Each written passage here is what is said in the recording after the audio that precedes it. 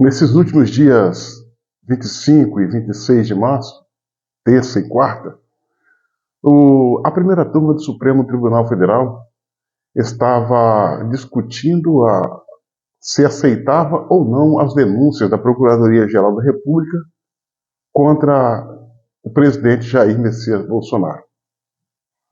Os trabalhos veio ao longo desses dias de uma forma muito, mas muito estranha, a revelia da Constituição, e o resultado saiu nesse dia 26.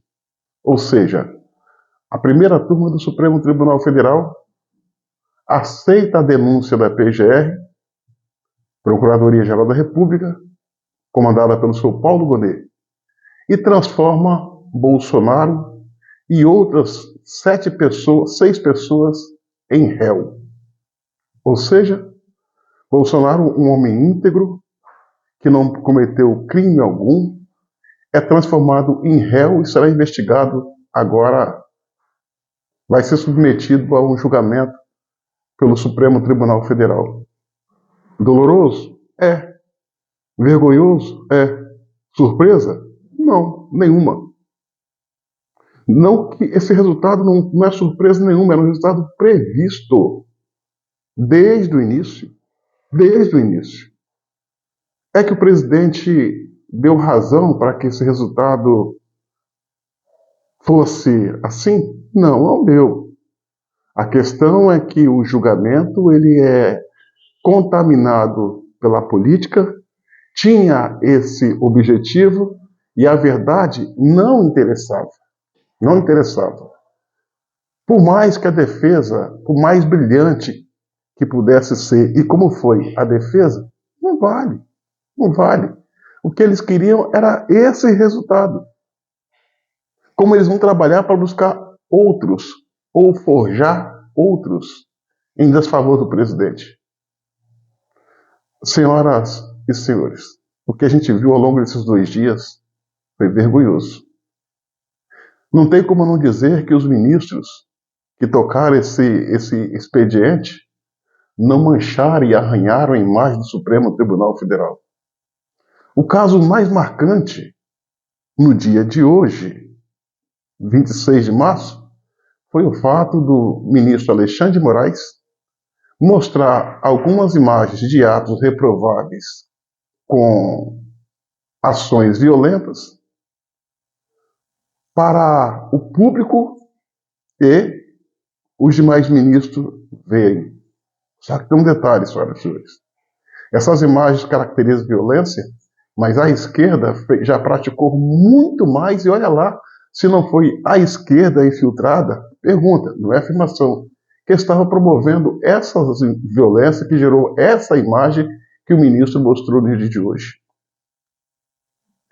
E o agravante, e o ponto mais agravante dessa imagem é que ela não poderia ser exibida.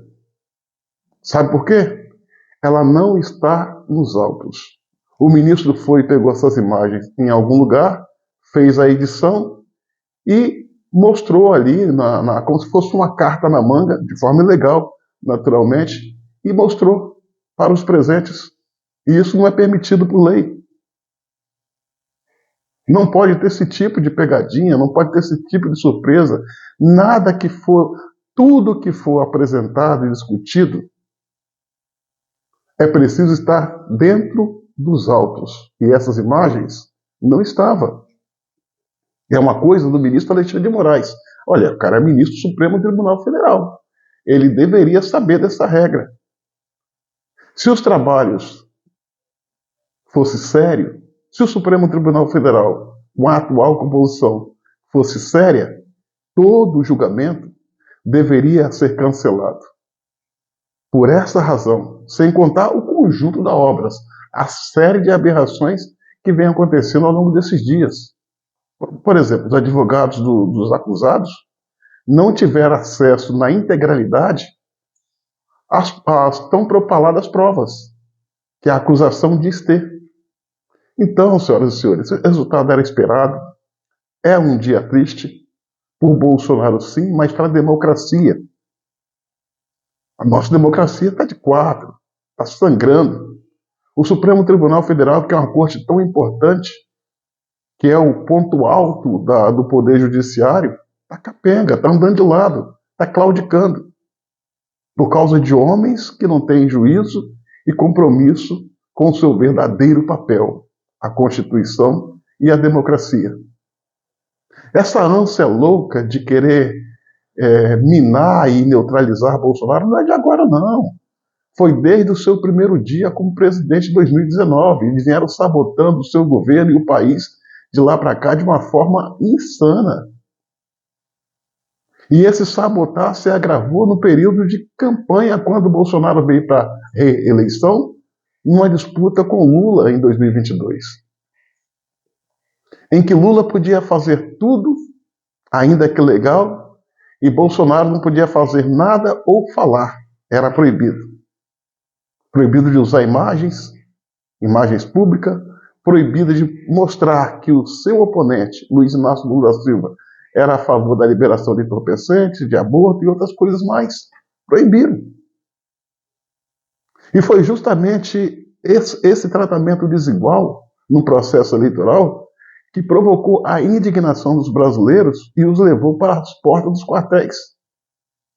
Numa esperança em vão, sem saber que se apegar, pedir socorro à sonolenta e inútil Forças Armadas. E que no final teve aquele resultado, em que há quem diga que teve esquerdistas infiltrados que induziram algumas pessoas de direita a segui-los naquele fatídico 8 de janeiro. Fato é o seguinte, senhoras e senhores. Essa pancada contra Bolsonaro, contra a democracia, contra a direita e contra o Brasil, já era previsível. Agora nós temos que entender que isso não é o suficiente para fazer com que os brasileiros abaixem a guarda. Fique triste ou recue. Não, a hora agora é doloroso? É triste? Mas era previsível. A hora agora é de lamber as feridas, baixar a cabeça, conversar com Deus, sacudir a poeira, dar a volta por cima e voltar à luta. No próximo dia 6 de abril, vai ter manifestações na Avenida Paulista, lá em São Paulo, às 14 horas. Aqueles que puderem se deslocarem, que tiver condição, naturalmente, de qualquer lugar do Brasil, vá, se faça presente.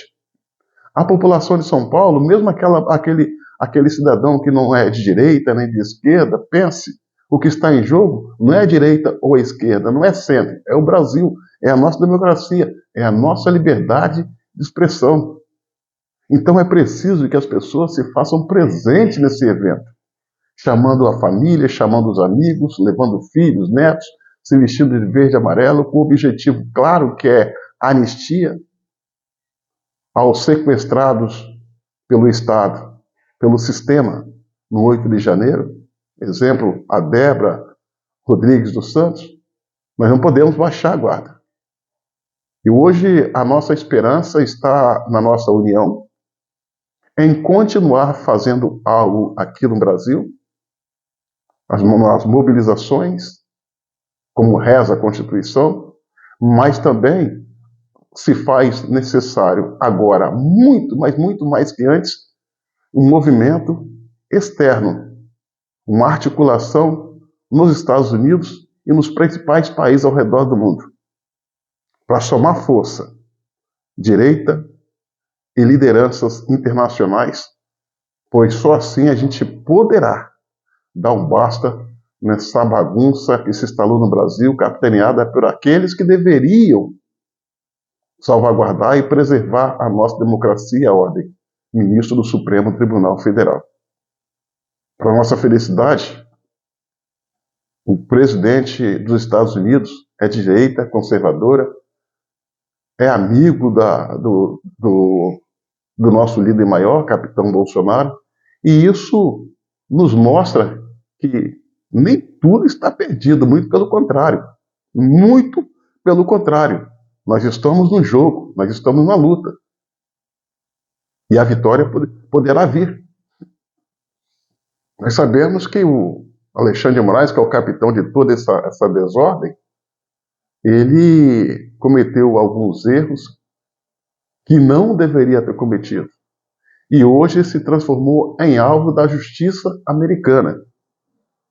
E isso poderá trazer sérios problemas para ele e enfraquecer o sistema. Nós temos que botar na cabeça o seguinte: tirania, ditadura, estado de exceção, é isso aí. É isso aí. Não é diferente. Eles vão na força bruta, rasgando a Constituição, atropelando as leis. Mas o que mais nos conforta é saber que regimes como esse têm começo, meio e fim. E esse, por incrível que pareça, está sentindo o começo do seu fim. E eu explico por quê. Toda tirania, quando está para acabar, que ela percebe a sua queda, ela começa a dobrar a aposta, a enfiar os pés pelas mãos, vir lutar à luz, não pensar no que faz, não medir as consequências e expor as suas reais intenções. E é justamente o que está acontecendo com o sistema hoje no Brasil.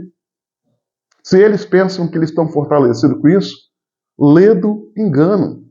Essa condenação de Bolsonaro, essa indicação de Bolsonaro como réu, melhor dizendo, não é demonstração de força do sistema, é de fraqueza. Porque eles estão botando sob essa condição de réu um homem íntegro, amado pelo povo. E quase 70% dos brasileiros entrevistados dizem que não acredita que houve tentativa de golpe no Brasil. Então o sistema está indo na força bruta. Só que tem um detalhe: contra a força bruta, a melhor arma é a inteligência, é a união. E é assim que nós temos que seguir. Desanimar, desesperar, não era previsto. E eu diria que até coisas piores estão por vir. E eu diria que vai melhorar, mas até que melhorar, até chegar a melhora, vai piorar ainda mais, entendeu? Então nós temos que continuar na luta. Nenhuma ditadura é para sempre. Muammar Gaddafi caiu. Saddam Hussein caiu. Napoleão Bonaparte caiu. Tantos ditadores caíram ao redor do mundo. Mussolini, Adolfo, caíram. Nicolau Ceausescu, na Romênia, 1994, caiu. Por que aqui eles vão ficar de pé por muito tempo? Não vão. Não vão. Acredite, meu irmão. Acredite. Vamos continuar na luta porque a vitória virá. O que está acontecendo, pela quarta vez eu falar, já era previsto. Vamos lamber nossas feridas, vamos nos manter unidos e vamos seguir em frente com a coluna ereta, olhando para frente e para o alto. É aquilo que eu tenho dito e repito. Sozinho somos fortes. Unidos, nós somos imbatíveis. Não temos razão para dar um passo atrás. Agora é olhar para frente. Desistir, desanimar não é opção. Não é. Nós temos que salvar esse Brasil. Se não for por nós, que seja por nossos filhos e netos. Mas nós temos que brigar por esse Brasil. Isso é possível. É plenamente possível. Pense nisso. E quanto ao sistema, acredite, ele está agonizando. Um homem está arrastando esse sistema para a lama. E esse homem chama-se Alexandre de Moraes. Alexandre de Moraes está implodindo o sistema. É inaceitável o que a gente está vivendo no dia de hoje. Mas a gente vai vencer. Eu vou encerrar a minha fala com uma frase para te chamar para a reflexão. Esse sistema está com dias contados. E a frase para reflexão é, abre aspas, a lâmpada, quando está próxima de queimar, ela brilha mais forte.